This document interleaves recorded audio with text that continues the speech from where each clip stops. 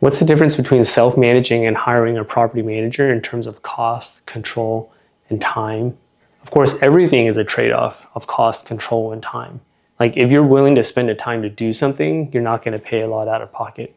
But then you just have to ask yourself, what's that time worth to you? Same thing with the control. You can have all the control in the world if you do everything yourself. But once again, it's going to come at a cost of time.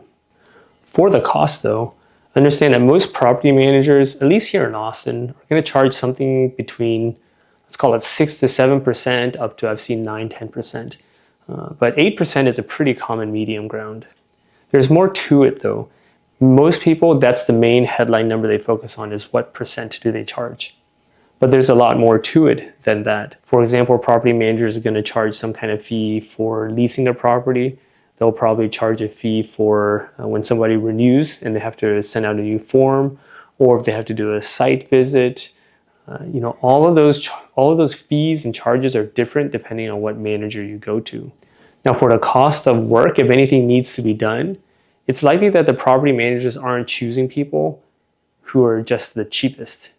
Because most of all, they're probably going to prioritize like how reliable are they, how good of work do they do. So it's going to be someone in the middle in terms of pricing.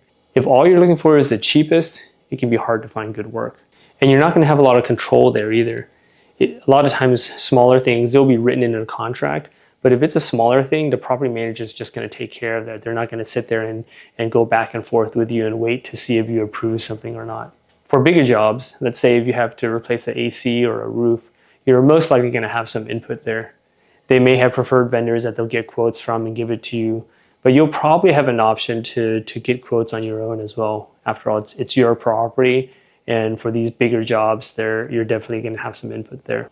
Of course, anytime you use something like a property manager, it's going to cost you more money. But the whole idea is that you can pay a little money and not have to spend the time worrying about it, not have to get your brain stuck in the minutia of handling a property.